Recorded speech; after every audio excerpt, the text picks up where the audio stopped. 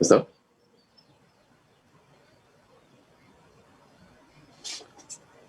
¿Me avisas, ah?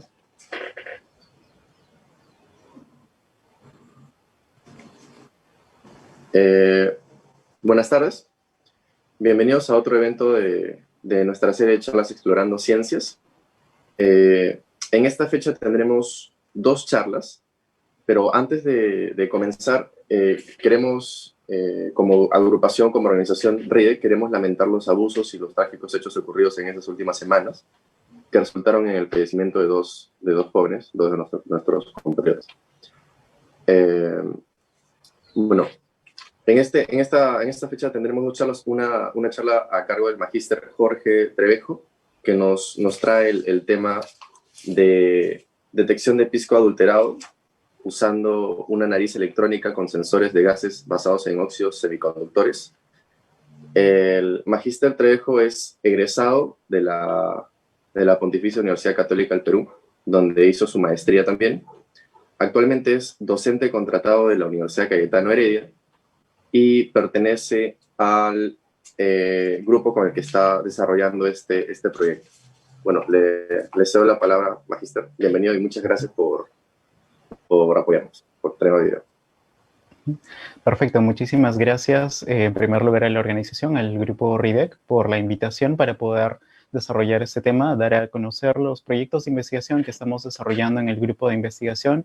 El grupo YICA-PUC tiene un nombre bastante largo, es Grupo de Investigación de Metodologías Aplicadas al control ambiental y eficiencia energética. En realidad somos un grupo multidisciplinario y de reciente formación de la Universidad Católica que estamos conformados por científicos, químicos y también ingenieros mecánicos, eléctricos, mecatrónicos, que se involucran en proyectos de investigación justamente multidisciplinarios, de modo que no solamente los investiguemos desde un enfoque, desde un único enfoque, sino desde varias disciplinas distintas y así poder conseguir un desarrollo más avanzado y poder llevarlo de ser posible en la industria. De hecho, justamente las narices electrónicas que estamos desarrollando están siendo llevadas están en solicitud de patente ahora mismo en Indecopy, así que muchos de los temas, de los detalles de la síntesis de los materiales no los voy a poder comentar, pero sí me gustaría poder compartirles los principios básicos del funcionamiento del equipo de la nariz electrónica y cómo es que este puede ser utilizado para ayudar a resolver algunos problemas latentes del país, como podría ser la adulteración del pisco peruano. Bien, entonces, para dar inicio con la sesión, me gustaría comenzar. Bien, bueno, voy a comenzar. La organización de la exposición es básicamente por temas. Voy a comentarles un poco acerca de los piscos peruanos, una breve introducción a las narices electrónicas, cómo se desarrollan, o nosotros desarrollamos los sensores de gases. Algo que me parece interesante compartir también es el análisis estadístico. Creo que podría ser interesante para muchos de ustedes algunos resultados y conclusiones que llegué a los cuales alcancé durante el desarrollo de mi tesis de maestría en química utilizando este equipo de narices electrónicas. Bien, para empezar, el pisco, bueno, creo que no hace falta resaltar la importancia del pisco en el Perú. El pisco es un aguardiente obtenido por la destilación de jugos fermentados de ciertas variedades de uvas, en cuya elaboración se emplean básicamente métodos tradicionales. Así es en el Perú. Bien, la importancia en el Perú no es solamente histórica, puesto que todos sabemos que se trata de la bebida bandera del Perú, sino también comercial, puesto que en los últimos años, como pueden observar en este gráfico, tanto la producción nacional como las exportaciones han aumentado considerablemente. ¿Bien? Esto se debe a una mayor demanda, tanto en el mercado nacional como en el mercado internacional por la bebida peruana. Como se puede observar en la gráfica, de hecho la producción del pisco se ha duplicado del 2006 al 2016 y además, según los datos del Ministerio de la Producción, el número de empresas productoras productores del pisco ha aumentado en un 35% desde el 2014 hasta el 2017. La mayoría de estas nuevas empresas son pequeñas y microempresas. Ese es un dato importante. Sin embargo, junto con el aumento de la producción del pisco, también se ha observado un incremento en la adulteración y en la falsificación de esta bebida. Al ingresar al mercado, el pisco mal elaborado, adulterado, falsificado, genera un desprestigio en el producto, lo cual conlleva a una disminución de la demanda y afecta, de hecho, a toda la industria. Bien, aquí tienen algunos recortes de titulares que resaltan justamente la adulteración del pisco. Entonces, la producción y comercialización del pisco en el Perú se encuentra protegida y reglamentada por una denominación de origen. Esta denominación de origen está a cargo de Indecopi y también de la Comisión Nacional del Pisco. Lo que hace la denominación de origen es definir cuáles son las variedades de uvas, cuáles son los tipos de uvas que se pueden utilizar para elaborar esta bebida, cuáles son las zonas de producción. No en todo el país se puede elaborar pisco, solamente en ciertas zonas que corresponden a estos departamentos. En tercer lugar, el método de elaboración permitido para la preparación de esta bebida. A diferencia de otras bebidas similares en Latinoamérica, el pisco en el Perú es básicamente una bebida de producción artesanal. En otros países, las bebidas, los aguardientes de uva, son un anexo o un subproducto de la industria vitivinícola, de la producción de vinos. En el caso peruano, las uvas o los materiales que se utilizan para la elaboración del pisco son únicos, es una industria única, no es un subproducto de ninguna otra industria. Y para elaborarlo se tienen que utilizar materiales necesariamente por norma técnica, equipos tradicionales. ¿Bien? No es una no es una bebida que se prepare de forma industrial en el Perú. Y adicionalmente, en la denominación de origen o en el reglamento de la denominación de origen, se indican cuáles son los requisitos organolépticos y físico-químicos que debe cumplir el pisco. ¿Cuál sería el inconveniente? Que estos requisitos que tiene que cumplir el pisco incluyen características sensoriales que éste debe presentar y además concentraciones permitidas de congéneres del pisco, congéneres de alcoholes, es decir, cierta composición de algunos compuestos, de algunos alcoholes, algunos compuestos que tienen que estar presentes en cierto intervalo para que pueda ser aceptado. El inconveniente, como les había mencionado hace un momento, es que la gran mayoría de los productores son pequeños y microempresarios. Entonces, para que estos productores pequeños puedan contratar o un servicio de un staff de catadores que requieren varios años de preparación para que puedan ser certificados en el estudio del pisco, o el uso de equipos químicos tradicionales como un cromatógrafo de gases que requieren técnicos especializados, requieren patrones que son caros, que se tienen que importar, y el análisis toma un tiempo, se requiere bastantes días para que puedan obtener un resultado y además son análisis bastante caros. Usualmente estos requisitos pueden aumentar demasiado la dificultad para los pequeños y microproductores del pisco en la elaboración de esta bebida. Entonces, lo que nosotros justamente la idea surgió de poder desarrollar un nuevo método que permita un reconocimiento de un pisco, de la identificación de un buen pisco, o si es que existe algún tipo de adulteración, aprovechando alguna otra propiedad química o física, de modo que se pueda incluir en línea con el proceso de producción o poco después, inmediatamente después de la producción de esta bebida, sin que tenga que tomar mucho tiempo ni sea muy costosa. Entonces, aquí es donde entra a tallar el equipo de nariz electrónica. De hecho, el principio de funcionamiento de un equipo de nariz electrónica es bastante parecido al sistema olfativo de los seres humanos. Cuando nosotros respiramos, lo que sucede es que los componentes volátiles del aire que están presentes en el aire son detectados por nuestros receptores olfativos. Estos pueden enviar señales al cerebro y una vez allí son identificados como un olor particular, y ahí es donde nosotros percibimos los olores. En el equipo de nariz electrónica es de hecho un análogo. Los componentes volátiles son arrastrados y son llevados a una cámara de sensado en la cual entran en contacto con un arreglo de sensores. Los volátiles van a reaccionar con estos sensores mediante interacciones físico-químicas Y estas reacciones o los resultados de estas reacciones van a depender ciertamente de la composición y la concentración de la carga volátil de la muestra que nosotros estemos analizando. ¿Bien? Estas reacciones van a generar cambios en las propiedades de los sensores, de modo que en base a los resultados de esta medición, nosotros vamos a, que bueno, son convertidos a señales eléctricas, vamos a poder enviar estas señales a una computadora de modo que puedan ser analizadas primero, primero almacenadas y luego analizadas por comparación con un registro de análisis anteriores.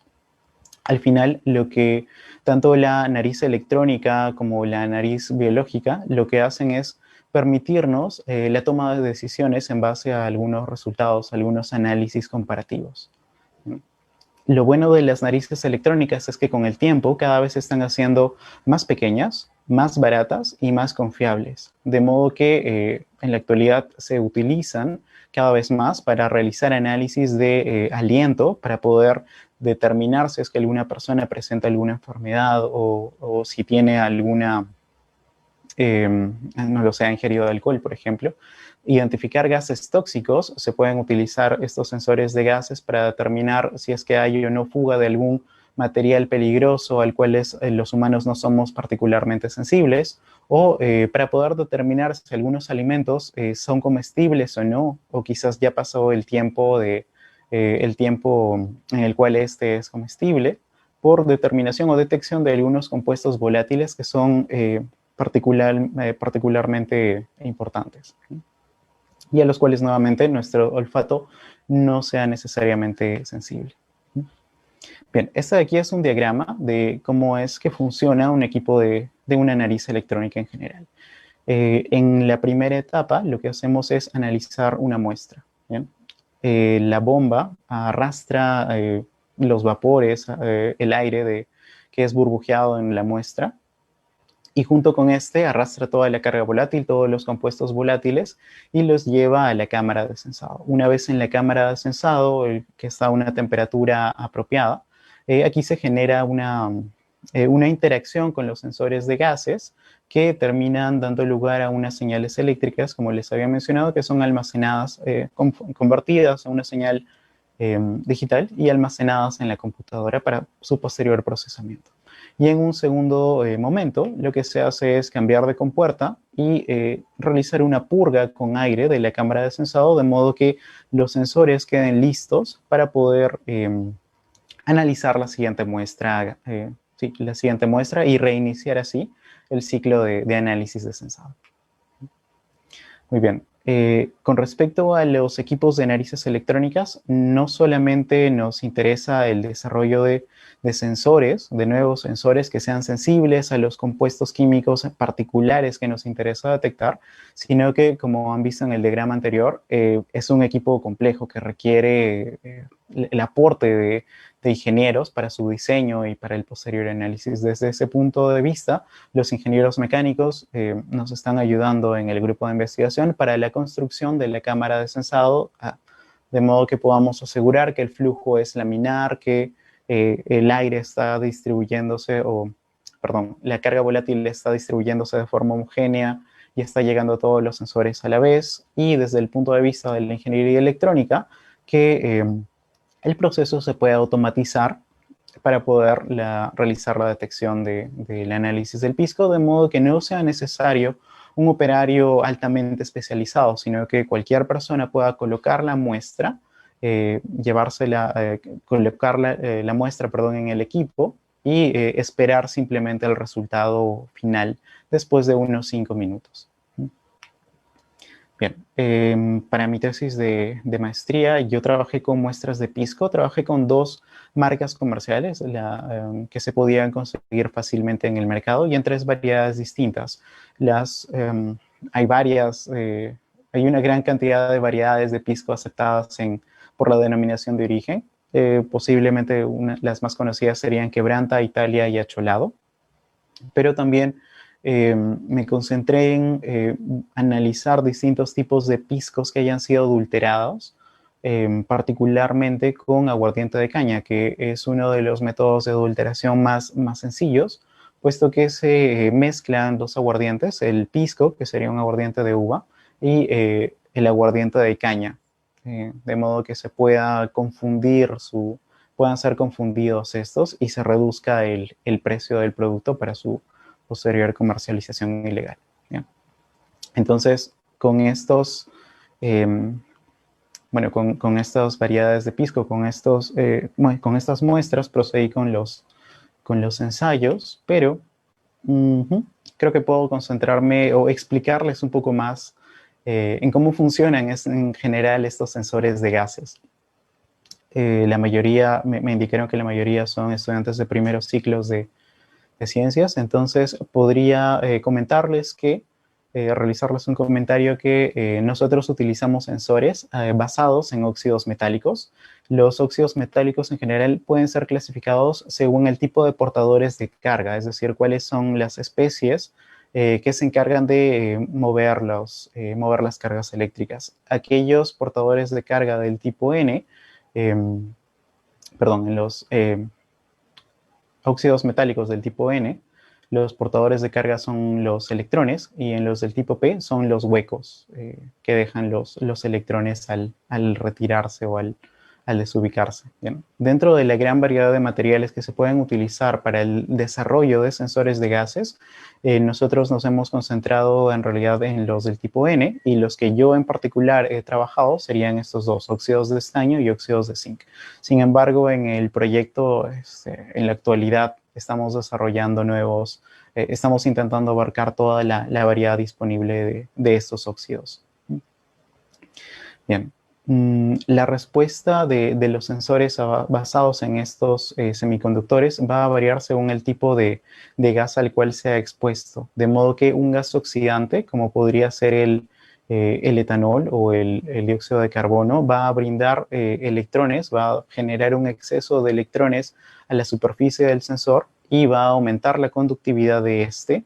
Si es que el óxido es un óxido del tipo N, como los que nosotros estamos utilizando. Sin embargo, un gas reductor lo que haría sería captar estos electrones que se encuentran presentes en la superficie de estos óxidos y aumentaría la cantidad de huecos en la superficie del sensor, de modo que más bien para un sensor del tipo P aumentaría la conductividad con estos gases reductores. Depende mucho de qué tipo de gas se esté intentando detectar, como la mayor parte de los compuestos volátiles presentes en las muestras de pisco son gases gases que se pueden oxidar, como el etanol. Creo que dije gas oxidante, era gases que se pueden oxidar. Entonces nos interesarían a nosotros los óxidos metálicos del tipo N. Bien, aquí tengo un par de micrografías que realicé a un par de óxidos sintetizados en el laboratorio. Como pueden observar, el óxido de zinc, al cual se realizó un dopado de plata en diversas proporciones, formó estructuras con forma de varillas, mientras que el óxido de estaño que llegamos a dopar con platino, de hecho, mostró una estructura más bien granular. La estructura o las caras expuestas de estos cristales, de hecho, son bastante importantes, puesto que dependiendo de cuál sea la interfaz o cuál sea la cara expuesta de los óxidos formados, la sensitividad con algunos ciertos compuestos va a ser diferente. Entonces, no solamente la composición química es importante, sino también qué tipo de cara es expuesta o cuál es la geometría de los cristales que se sintetizan en el laboratorio. ¿No? Ok, lo que nosotros hicimos es sobre sustratos de lúmina. Estas de aquí son placas de lúmina con dimensiones 16 por 5 milímetros. Realizamos primero un depósito de un electrodo interdigital de platino. Esto es un depósito de platino que nos sirve como un conductor. El motivo por el cual se utiliza lúmina y platino es que los sensores de gases funcionan a temperaturas bastante elevadas, por encima de los 200 grados. Entonces, para asegurar que no se va a descomponer el material, tenemos que utilizar este tipo de compuestos bastante resistentes. Entonces, lo que hacíamos era primero depositar el óxido metálico que íbamos a analizar y, en segundo lugar, opcionalmente, un depósito de un tamiz molecular. En breve les explicaré acerca de de los tamices moleculares. Estos sensores ya armados se colocaban dentro de la cámara de sensado y se someten a al estudio, y lo que nosotros hacemos es medir la resistencia, es decir, cuál es, sí, la resistencia del depósito del sensor, que está aquí de color celeste. La resistencia del depósito del óxido metálico semiconductor, perdón. La conductividad de estos compuestos, de estos materiales, generalmente es baja a temperatura ambiente, pero a temperaturas por encima de los 200 grados sí se puede determinar o se puede medir con relativa facilidad esta resistencia al flujo de electrones libres. Les había mencionado anteriormente los tamices moleculares, y es que algo que nosotros también estamos probando es cuál es la utilidad de colocar una capa extra que permita filtrar cuáles van a ser los gases que van a poder llegar al óxido metálico, puesto que muchas de las muestras que se llevan a analizar o que queremos analizar, en este caso el pisco, tiene una gran cantidad de compuestos químicos en su composición. Entonces, no necesariamente todos estos compuestos van a ser útiles para poder determinar si se trata de un pisco original o un adulterado, o si se trata de un pisco del tipo Quebranta, Cholado o Italia. Así que estamos trabajando también con tamices moleculares, que son estructuras que tienen porosas, microporosas, que pueden interferir o retener algunos compuestos interferentes que interferirían en la diferenciación de las muestras analizadas, depositándolas justamente sobre los óxidos semiconductores. Listo. Y bueno, al final del proceso todos los gases son expulsados luego de realizar la purga. Las señales que nosotros actualmente hemos estado utilizando una interfaz basada en LabVIEW, y lo que nosotros registramos son los cambios en la resistencia del material, o los cambios en el voltaje de los sensores. Un punto importante, aunque creo que ya les había adelantado anteriormente, es que los sensores trabajan bien a temperaturas elevadas. Entonces, en los primeros ensayos que yo estaba realizando, los sensores nos dan una respuesta relativamente baja a una temperatura de 200 grados, pero con un incremento de 20, 40 grados Celsius, la respuesta aumenta considerablemente. Los sensores se vuelven cada vez más sensibles cuando aumentamos nosotros la temperatura de la cámara de sensado. El inconveniente es que si la temperatura sube demasiado, tenemos que asegurarnos que no haya ningún material plástico, ningún compuesto o material que se pueda quemar, porque considerando que la cámara está sellada y guardada, sellada y soporta una presión, bueno, un poco mayor a la atmosférica, podrían ocurrir o darse lugar a reacciones químicas no deseadas. Lo que nosotros queremos medir es únicamente los compuestos químicos que están presentes en la muestra de pisco. No queremos analizar ningún subproducto de alguna reacción. Así que por ahora hemos estado trabajando a temperaturas menores a 300 grados, pero lo ideal sería poder trabajar con un rango mayor de temperaturas. Algo que me pareció interesante y que sí me gustaría sugerirles, recomendarles, es que empiecen hagan uso el gran número de herramientas gratuitas de análisis estadístico que uno puede encontrarse a su disposición. En realidad, para el análisis estadístico yo aprendí a utilizar R y desarrollé todo el código necesario para poder hacer la comparación de los resultados del censado.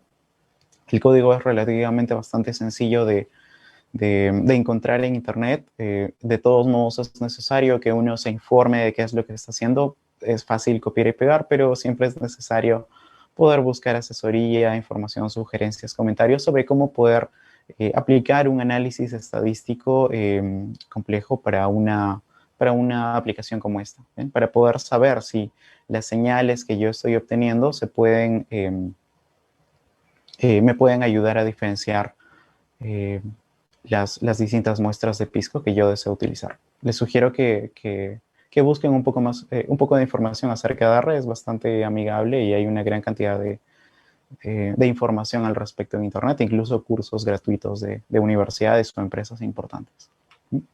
Bueno, con respecto al análisis estadístico, en todo caso, se realizaron dos tipos de ensayos, en realidad, análisis no supervisados y análisis supervisados. La idea es, bueno, con respecto a los ensayos no supervisados, la idea es que yo le doy a mi equipo, a mi sistema, un gran número de señales recolectadas que corresponderían a estos picos, a estos ciclos de sensado. Yo se les doy el resultado de analizar al pisco quebranta, al pisco Italia, al pisco acholado. Se los doy a la máquina y le pido que ella misma se encargue de diferenciarlas, se encargue de buscar cuáles se parecen, qué señales se parecen entre sí, qué señales se diferencian entre unas de otras. No le doy nada de información, solamente le doy las señales y la computadora se encarga de diferenciarlas. Ese sería un análisis no supervisado. Y lo que yo espero es que al final las muestras de pisco quebranta todas se parezcan entre ellas, o de pisco quebranta de una marca se parezcan todas entre ellas, de pisco Italia también se parezcan entre ellas y la de pisco cholado se parezcan entre ellas. O si estoy realizando un análisis de adulteración, espero que todas las muestras de pisco, pues todas las repeticiones de los ciclos de sensado de pisco queden muy juntos unos de otros y muy separados de las de adulteraciones con aguardiente de caña. ¿Bien? En otro tipo de ensayos, no, en un momento les voy a mencionar acerca del otro tipo de ensayos, los supervisados. Con respecto a los ensayos no supervisados, el más común es el análisis de componentes principales o PSA. Lo que sucede es que para los ciclos de sensado yo estaba utilizando 80 segundos de tiempo de muestra, es decir, en los cuales estaban ingresando a la cámara de sensado los volátiles del pisco o de la muestra de pisco adulterada, y luego durante 220 segundos purgaba la cámara con el ingreso de aire. De modo que al final tenía un total de 300 datos para un pisco, para un sensor. Y en la cámara de sensado podía haber hasta 12 sensores. De modo que al final tenía un número, al final del día, luego de realizar la repetición para un análisis de 10, 20 muestras de pisco, tenía un gran número de datos. Debido a que tenía un gran número de dimensiones, en total tenía más de 300 variables, lo que yo buscaba era reducir la dimensionalidad para poder, de estos datos, de este conjunto de datos, para poder visualizarlos más fácilmente. Y el ensayo, el análisis estadístico que me permite esto es justamente el análisis de componentes principales. Después de todas estas variables, al final el sistema lo que hacía era encargarse de mediante la maximización de la varianza y la minimización de los residuos, indicarme o mostrarme un gráfico con los dos, utilizando como variables los dos componentes principales, que se obtienen a partir de una combinaciones lineales simplemente de las variables anteriores. Pero aquí podía observar ya de forma bastante sencilla en un gráfico de 2 dimensiones cómo se juntaban o cómo se asemejaban o diferenciaban los resultados de los análisis de las muestras estudiadas. La idea es que, como les había mencionado anteriormente, si es que las muestras correspondían al mismo tipo de pisco y eran estudiadas con el mismo sensor, pues se agruparan, se juntaran entre ellas y se distanciaran de aquellas muestras que correspondían a otra muestra. Y lo que hacía al final el programa también se puede trazar una elipse de confianza, de modo que me muestre qué tan bien agrupados están, o cuál es la certeza, o cuál sería el área en el cual yo esperaría obtener una muestra del mismo tipo. Otro tipo de ensayo que se puede utilizar es el análisis de qué vecinos más próximos. La idea es que aquí, bien, esto ya sería para un ensayo clasificatorio supervisado. En un ensayo clasificatorio supervisado, lo que yo hago es, le voy a avisar a la computadora o al programa cuáles son las muestras del pisco del tipo quebranta, por ejemplo. o cuáles son las muestras de pisco quebranta que ha sido mezclado con un poco de aguardiente de caña que ha sido adulterado. De modo que aquí tenemos dos tipos. Tenemos las muestras azules y tenemos las muestras verdes. ¿Bien? Yo le voy a decir tanto la posición en el eje X y en el eje Y, en este caso, cuáles son los resultados a través del tiempo de las conductividades o de los cambios de voltaje de los sensores, son varias dimensiones, y lo que va a hacer la computadora es trazar o separar el espacio, de modo que se delimita el espacio, en este caso un espacio multidimensional, pero aquí están viendo solamente dos dimensiones, de modo que si es que luego yo realizo un nuevo ensayo, paso una muestra, bien, paso una muestra n+1, la siguiente muestra voy a poder clasificarla para saber a qué tipo de muestra se asemeja más. En este caso, yo he analizado una muestra que estoy indicando aquí de color rojo, y como ha quedado dentro del recuadro que corresponde a una muestra de color azul, entonces el sistema lo que va a hacer es asociar esta muestra roja con el tipo de muestra de color azul. Bien. Entonces, en los análisis clasificatorios supervisados, lo que yo hago es primero entrenar al sistema, le doy una serie de datos, en este caso de los verdes y azules, y luego realizo un análisis con muestras nuevas, que como podrían ser estas muestras rojas.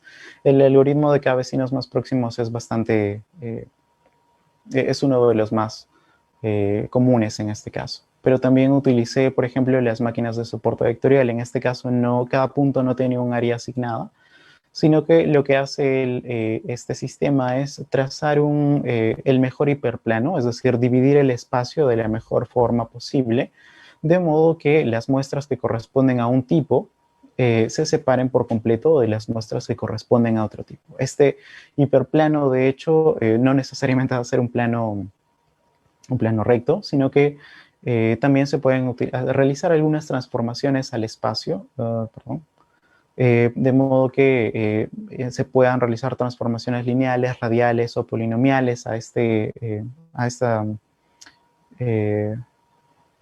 espacio, de modo que este hiperplano tendría otras formas distintas. Sin embargo, la idea es exactamente lo mismo. Estamos dividiendo el espacio multidimensional, de modo que cuando yo coloque o realice el análisis de la siguiente muestra, en este caso la muestra roja, puedo saber, dependiendo en qué lugar del espacio ha quedado, a qué tipo de muestra corresponde. En este caso, nuevamente se asociaría a las muestras de color azul. Bien, aquí ya tengo algunos resultados de los análisis. Por ejemplo, cuando estaba estudiando variedades del pisco, utilizando un sensor basado en óxido de zinc que estaba dopado con plata, podía, como pueden observar, los distintos resultados del sensado, del análisis, se separaban relativamente bien en el espacio. Esto es para un solo sensor. Y para dos marcas comerciales en 3 variedades de pisco. Y las elipses son elipses de confianza al 66%, y como pueden observar no hay ningún sobrelapamiento entre las elipses. Del mismo modo, realizando el mismo ensayo, pero ahora con un sensor de óxido de estaño dopado con platino, también se podían diferenciar más o menos bien los resultados de las variedades de pisco. Y con respecto al análisis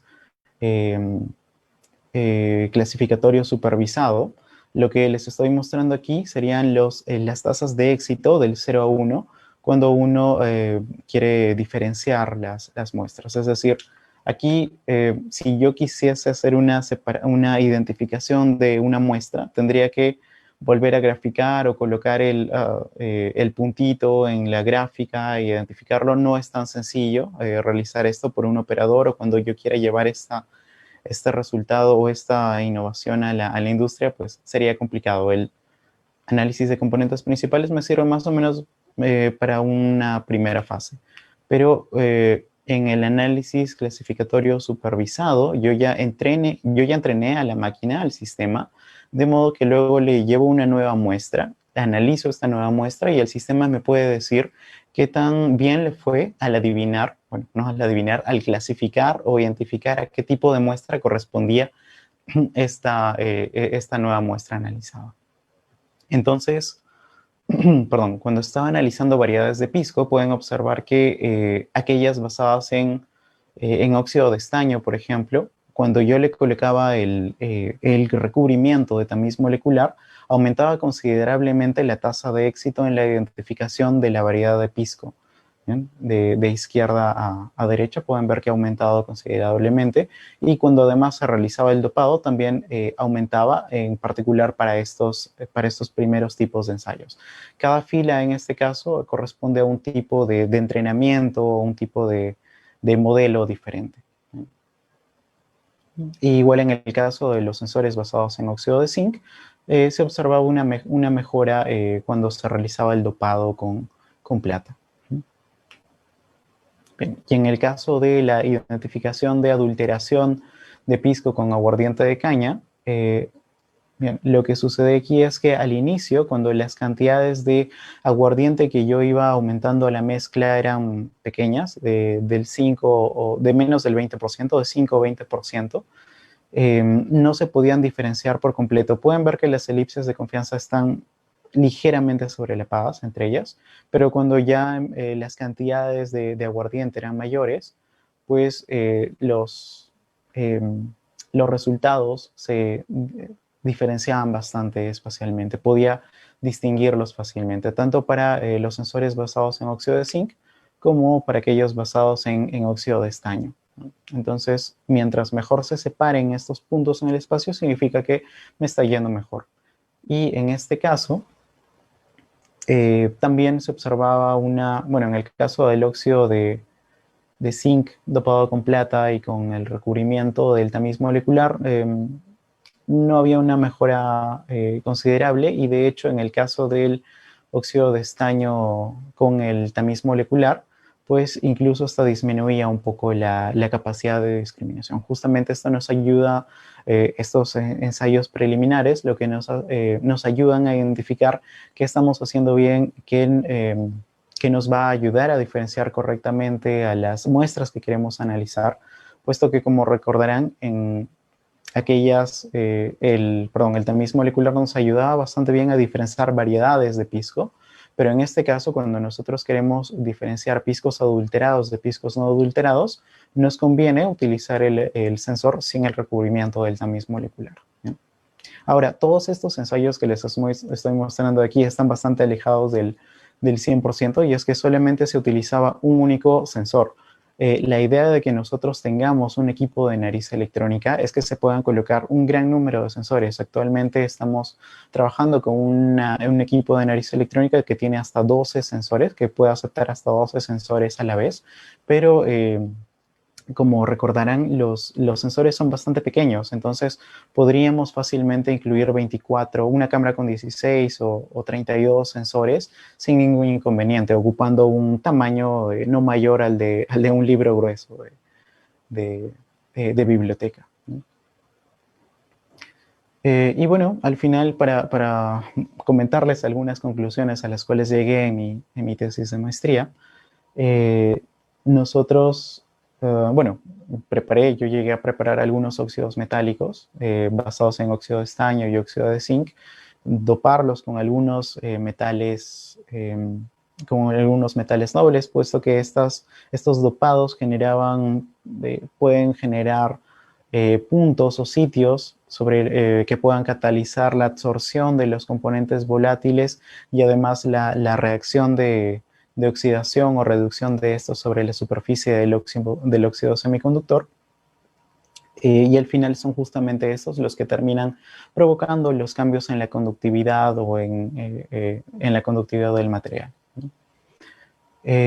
Además, se realizaron ensayos, ya les había mostrado los resultados de variedades del pisco, y también de grados de adulteración del pisco quebranta con aguardiente de caña. Bien.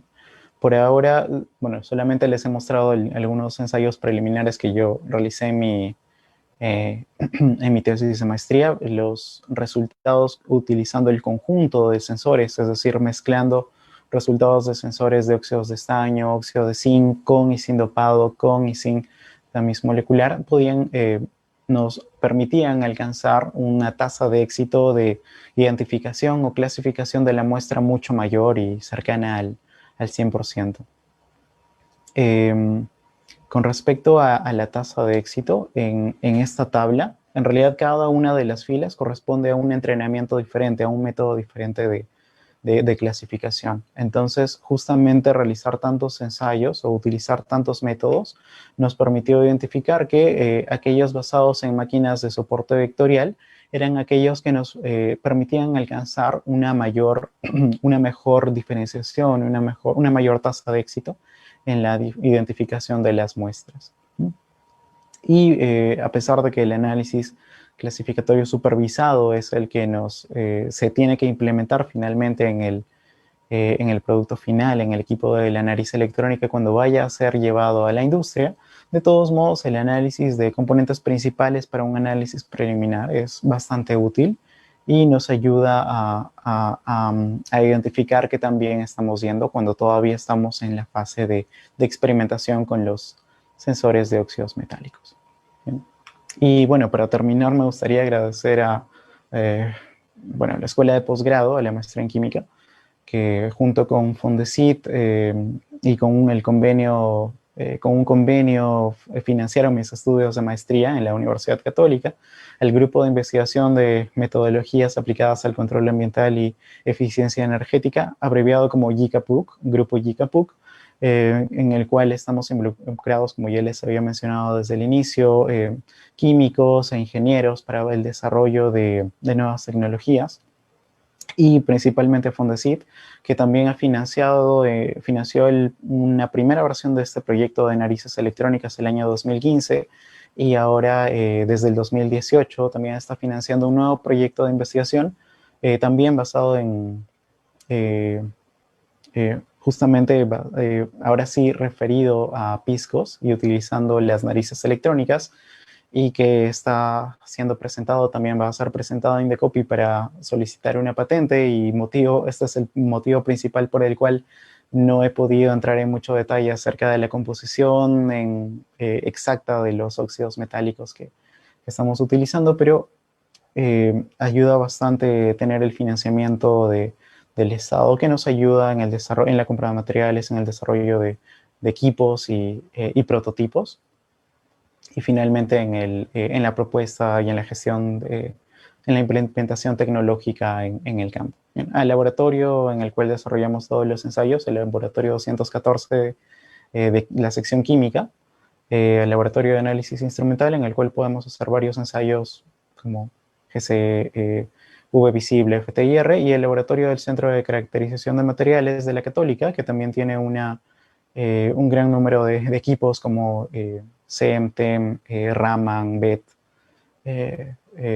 DRX, que nos ayudan a identificar, a caracterizar fácilmente los materiales que nosotros preparamos en el laboratorio sin tener que salir de la universidad.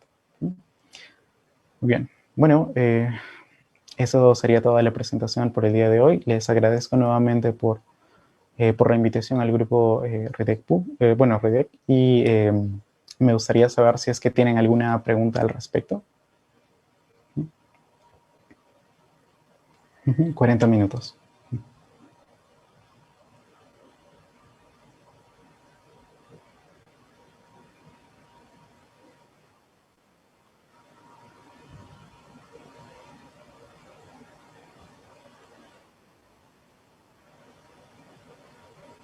Ok, disculpen.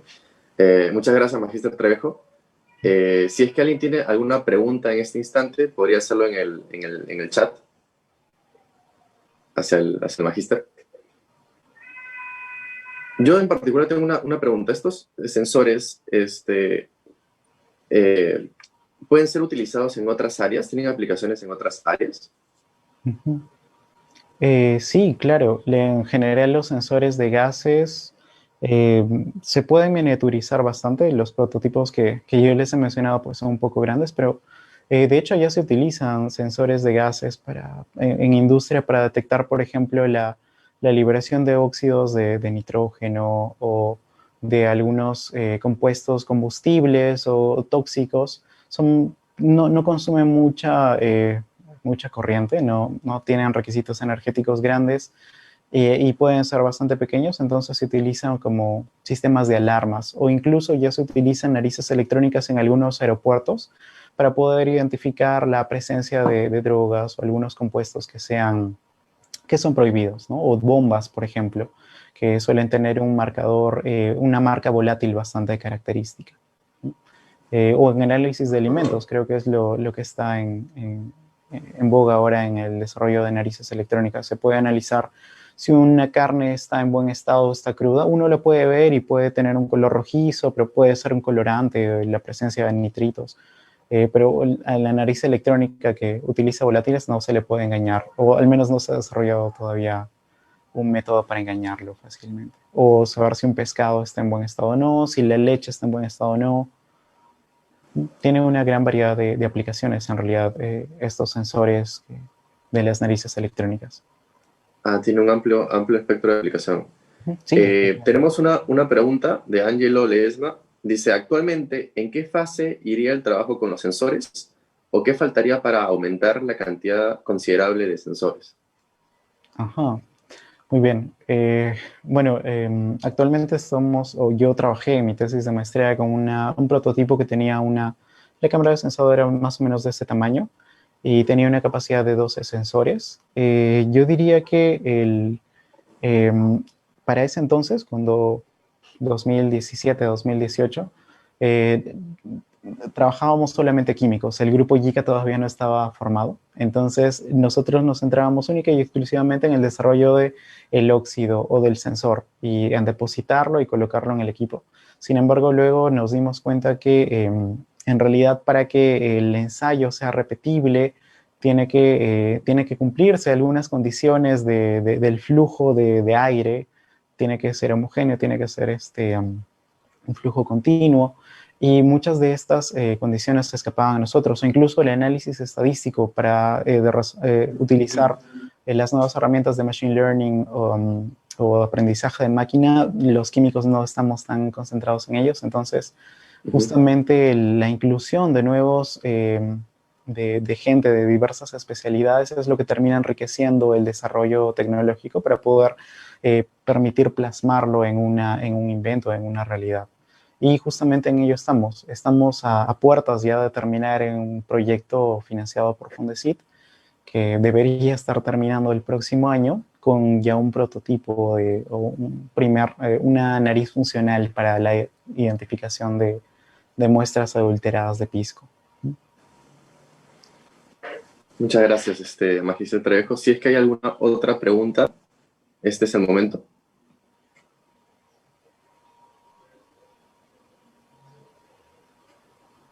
Bueno, tampoco no cabe tiempo como para más preguntas. En el chat ya no hay más. Entonces, nuevamente, muchísimas gracias por contar con su ayuda, con su asistencia como ponente. Esperamos poder tenerlo otra vez con nosotros en futuros eventos. Recordar, por favor, que todavía no se vayan a desconectar. Tenemos una segunda charla a las 5 de la tarde, dentro de unos instantes. Así que en breve regresamos. Muchas gracias, Magister Trevejo. Perfecto, muchas gracias a ustedes y gracias a todo el público que estuvo presente.